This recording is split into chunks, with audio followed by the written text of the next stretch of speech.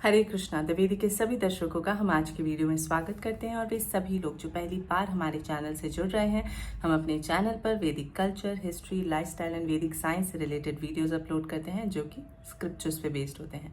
देखिए, बिना time waste किए आज के टॉपिक की तरफ चलते हैं।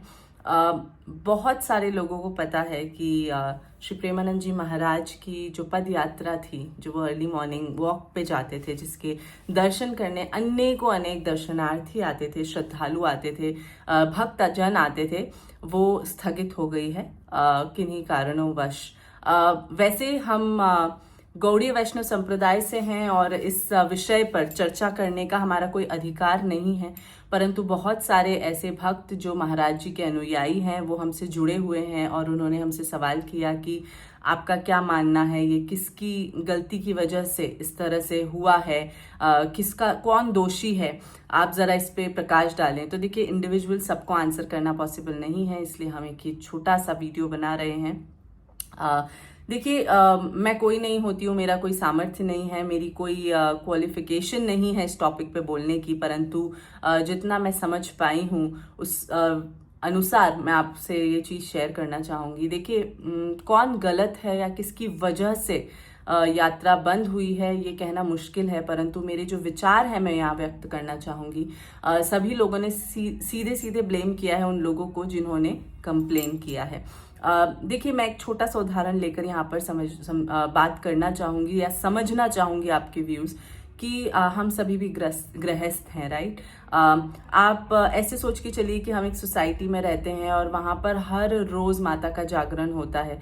एक हफ्ता आप श्रद्धावश चुप रहेंगे, एक महीना आप श्रद्धावश चुप रहेंगे, एक साल भी आप श्रद्धावश चुप रहेंगे, परंतु एक समय आएगा जब आपके बच्चों के बोर्ड के एग्जाम्स इफेक्ट हो रहे हैं, आपके घर में कोई बुजुर्ग हैं जिन्हें आराम की सख्त आवश्यकता है, उन्हें तकलीफ हो रही है। यदि मैं अपनी ही बात करूँ तो मैं एक माइग्रेन पेशेंट हूँ और मुझे 5 to 6 आवर्स का साउंड स्लीप की बहुत आवश्यकता है और मैं बहुत कच्ची नींद में उठ जाती हूँ। अगर बाहर बिल्ली भी बोलेगी तो मेरी नींद खुल जाती है। तो ऐसे ही बहुत सारे लोगों के कोई पर्सनल रीजंस भी होंगे। देखिए, यदि 1 वर्ष तक उन्होंने कुछ नहीं बोला है, मतलब उन्हें महाराज जी की यात्रा से कोई परेशानी नहीं है। आप समझिए इस बात को, उन्हें परेशानी किस चीज से है?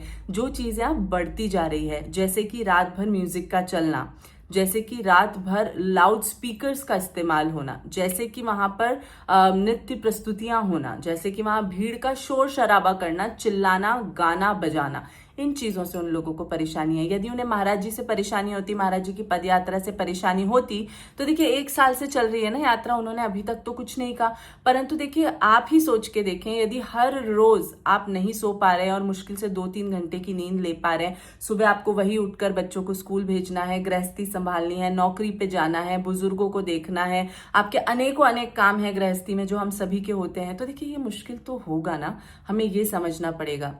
तो यहाँ गलती किसकी है किसकी नहीं, इस पे हम विचार नहीं कर रहे हैं, परंतु हम ये विचार कर रहे हैं कि हमें सबके बारे में सोच के चलना है।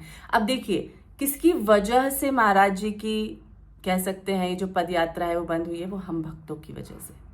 देखिए, हमें समझना पड़ेगा ये चीज कि हमें कुछ चीजें अपनी दायरों में रहकर करनी चाहिए। देखिए, कहा जाता है कि जब संत किसी मार्ग से जाते हैं तो उनके हमें चरण स्पर्श करने का प्रयास तक नहीं करना चाहिए। जब संत वहां से चले जाएं तो उनकी चरण रज की धूल लेकर ही अपने मस्तक पर धारण करनी चाहिए, उसी से हमारी भक्ति आगे बढ़ती है।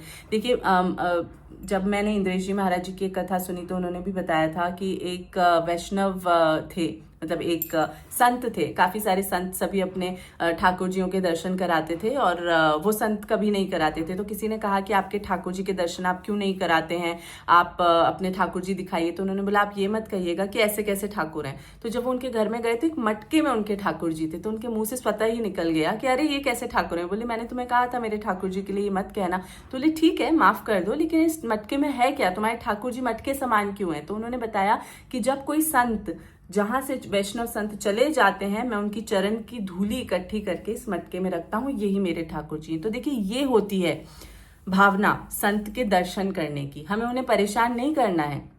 संत तो करुणामयी है। देखिए, वो क्या सोचते हैं कि भाई किसी का हृदय, बोलते हैं ना, दुखे नहीं यदि हम मना करें इन चीजों के लिए तो, परंतु ये एज भक्त तो हमें सोचना है ना कि संत को परेशान ही क्यों करना है। उन्हें परेशान, मतलब हमें ये लगता है कि हम इतना अच्छा सब कुछ करेंगे तो उनकी नजरों में आएंगे, उन्हें बहुत अच्छा लगेगा। जी हाँ, ये सच है। संत की खुशी के लिए, अपने गुरु महाराज की खुशी के लिए हमें चीजें करनी चाहिए, परंतु ये भी देखना है हमें कि उससे कहीं आगे चल के गुरु महाराज के नाम पर कुछ किसी भी प्रकार का कोई भी कंट्रोवर्सी तो नहीं क्रिएट हो जाएगा।